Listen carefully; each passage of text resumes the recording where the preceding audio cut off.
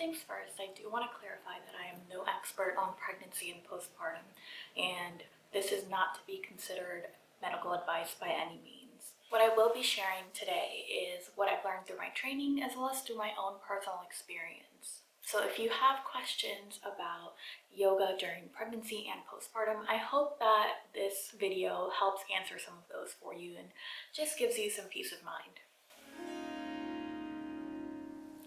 Pregnancy and postpartum can be some of the most challenging times in a person's life.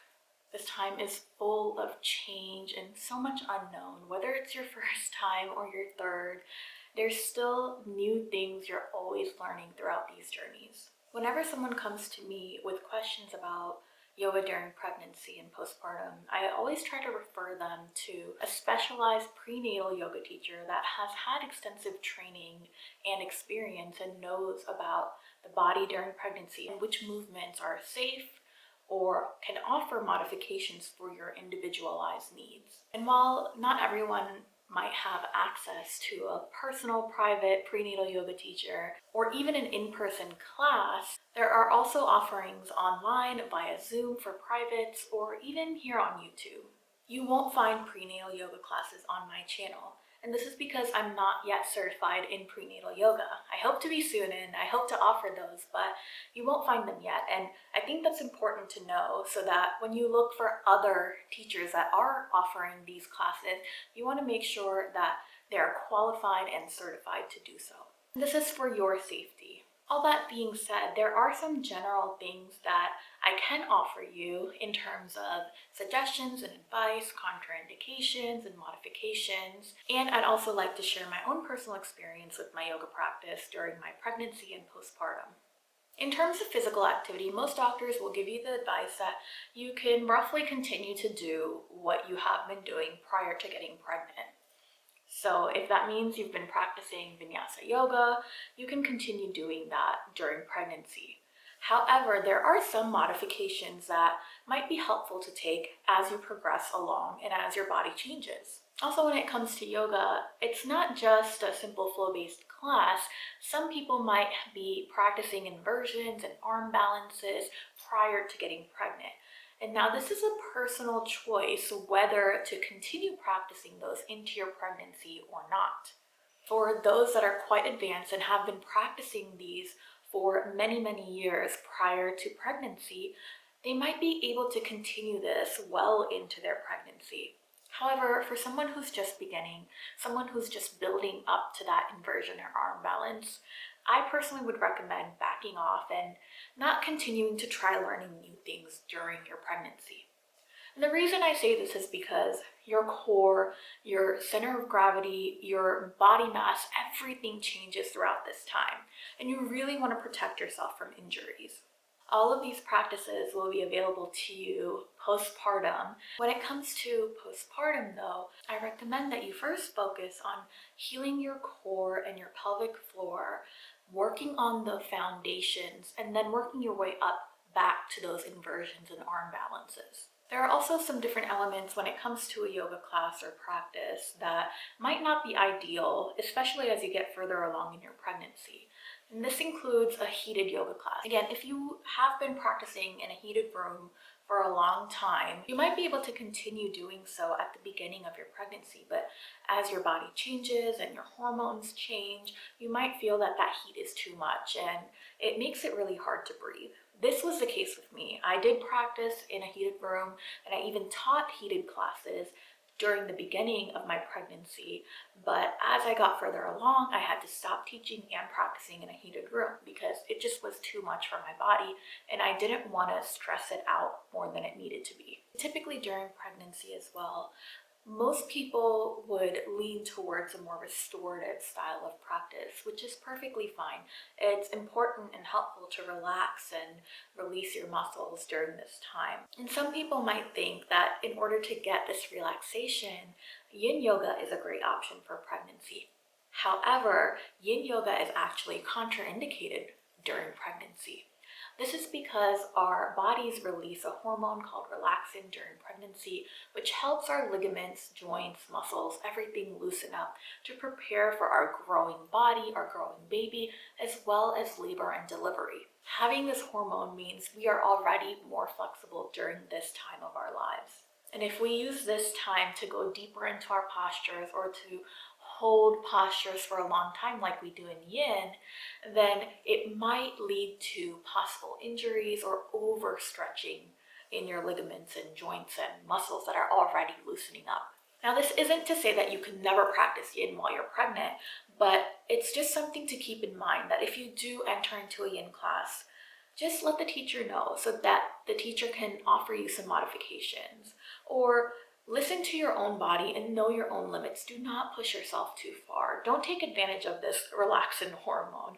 Rather, just back off and go just a little less deep than you normally would. Vinyasa yoga is also great to practice during pregnancy. While it might seem like a lot of effort, it's important because of that relaxin hormone to create stability and strength surrounding our joints and ligaments as well to support our growing body. And again, you should always listen to your body and take modifications where you need during these types of flows. Let's go over some of the modifications that might be helpful to you during your pregnancy. During the first trimester, you can typically do most of what you've been doing before, but you might find that certain postures or inversions like forward folds might make you feel a little queasy and nauseous, so you just want to back off in that case. You'll also want to start avoiding any deep twists. So for example, in a seated twist, you don't want to go too deep. You can still practice these twists, but just avoid going too far. And a modification you can take, if you'd like, is to practice an open twist instead of a closed, deep twist. As you go further along in your pregnancy, you might find that lying on your belly is very uncomfortable. So avoid situations like that. You can always come up into all fours or lie on your side when it comes to postures that require you lying on your belly. So for example, instead of doing a bow pose, you could come onto all fours and bind with your foot in that space. So a tiger pose. And to be honest, at any point during your practice while you're pregnant, you can always take a completely different posture that works for you throughout the flow. Again, as you get further along in your pregnancy and your belly grows and you have a lot more weight in that space, it might also be uncomfortable to lay on your back. So it is recommended to avoid laying on your back for long periods of time. This means a shavasana on your back might not be the best idea. Typically for pregnancy, what is recommended is to take shavasana lying on your left side. This not only is a bit more comfortable, but lying on your left side provides the most oxygen and blood flow to your baby. There was a time when it was recommended that during your third trimester, you should never lie on your back, whether it's for sleeping or exercising or whatever the case may be. The weight of your baby and your belly when you're lying on your back can compress a major vein and cause issues in blood flow. Many people have taken a step back on this recommendation with the thought process that it might be okay to lay on your back for short periods of time if you need to, and that your body will give you signals if there is some obstruction and if it is not able to circulate blood through this major vein. Along those lines, whether it's during a yoga practice, any other type of exercise, or just day-to-day activities, it is true that your body and your baby will always give you signals if something is wrong. It's really important to tune into your intuition, that gut feeling, and to tune into your body during this time so you can be aware of these things. And this is where we go beyond the physical practice of yoga, into that inner work we do when it comes to yoga. To me, yoga is much, much, much more than just the physical asana practice. It's a way of life. It includes mindfulness, it includes doing that inner work and meditation and working on your mindset and energy as much as it includes working on that physical body. And for me personally, this part of yoga, all of these other aspects were even more amplified and even more important during the time of pregnancy and postpartum. You might have been thinking when I was talking about all the things you cannot do while you're pregnant in a yoga class, what even is the point? And this is the point. Your practice is allowed to transform during this season of life. It doesn't have to look exactly like it did before for it to be effective. You can tune into other parts of the practice that will support you in this time. As I mentioned, pregnancy is a time of so much change, and that can feel really overwhelming. This is when a mindfulness and meditation practice will come in very handy. Undoubtedly, you'll have ups and downs during this time, and especially once your baby is finally here, you'll be sleep deprived, fatigued, and overwhelmed in learning how to take care of this new little life. And this is the time when what we have practiced on our mats or in our daily meditation will come in handy.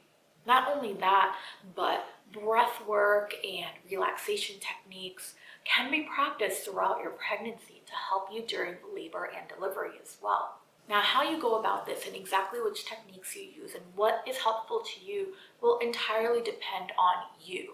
So I recommend trying a bunch of different things in the beginning and then sticking with what feels right and resonates with you. Some people have even found a lot of success practicing Kundalini yoga during their pregnancy along with the breath work to build up the stamina to go through labor. In fact, a fellow yoga teacher, Larkin here on YouTube, has an entire program dedicated for pregnancy with these tools to help you. It's called Pregnant and Powerful, and I'll leave a link to it down below in case you're interested in checking it out. It's really important to support your body and mind throughout your pregnancy and prepare for healing that needs to come after you've delivered your baby. Yoga offers so many tools that you can use to your advantage during this time. Again, yoga is equally important during the postpartum period to help with that healing, as well as to help with your mental state. Practicing and learning how to be present makes a huge difference in your parenting when it comes to taking care of a baby. These are situations where there are so many things that are not in your control. What is in your control is how you breathe, how you think, and how you react. You can also find the physical movement in yoga, including heart openers and chest openers, very helpful during the postpartum period as you are holding your baby and looking down, as you are breastfeeding or bottle feeding your baby. All of these things can cause some tension in your back, and these heart opening postures are great to counter that parenting posture. And breath work, pelvic floor work, and core work are really important to heal after your entire torso has completely stretched out, for everything to come back into place and tighten up again. Yoga is not the only form of physical movement that can help you prepare for pregnancy and childbirth and postpartum, but you can also do some weightlifting. I've personally included some weightlifting and cardio throughout my pregnancy and throughout postpartum, and I've made the discovery of expecting and empowered. I'll be honest, when I was first pregnant with my son, there's a lot that I didn't know. And I thought because I was in fitness, because I was a yoga teacher, that I would be fine with figuring out modifications, continuing to be active, and so much more. And even postpartum, I thought that I could just get back to my routine and get back to working out and practicing yoga and come right back. There's so much I didn't know, and there's so much I learned. There are so many different factors that come into all these things. So it's important to be flexible and adaptable. It's also important to have all the right resources and to reach out for help when you don't know something or when something is new to you. There are so many experienced professionals that have all the knowledge that can help you. One of these resources that I discovered during my postpartum period was Expecting and Empowered. They offer a wealth of information over on their Instagram as well as on their blog. I'll link everything down below. And these guides were created by a physical therapist and a nurse who have each gone through 3 pregnancies and 3 births and 3 postpartum periods. And I personally started using their postpartum guide a little bit later into my postpartum journey because that's when I discovered them. But I really wish I had a tool like this while I was pregnant as well, so that I could have used it to prepare myself a little bit better. So that's one resource that I'm so thankful to have in my life now. And I'll be continuing to use the postpartum guide, and if and when there is a next pregnancy, I'll be using the pregnancy guide as well. In addition to my yoga practice, in addition to breath work and meditation and everything that I can incorporate. Seems like a lot, but it is important to find the time for you, to find the time to take care of you so that you can offer the best version of yourself to your children. I hope that answered some of your questions when it comes to pregnancy and postpartum and yoga. And if you have any additional questions, please be sure to leave them in the comments down below. I'd be happy to answer what I know or direct you towards a resource that might be helpful. I'll also leave a link to my birth story with my son in the description bar below in case you're interested. And be sure to follow me at FLOWWITHSHREYA for more postpartum and parenting content if you're interested in that as well. If you found this helpful, please be sure to share this with any moms or moms-to-be in your life. Your support always means a lot to me.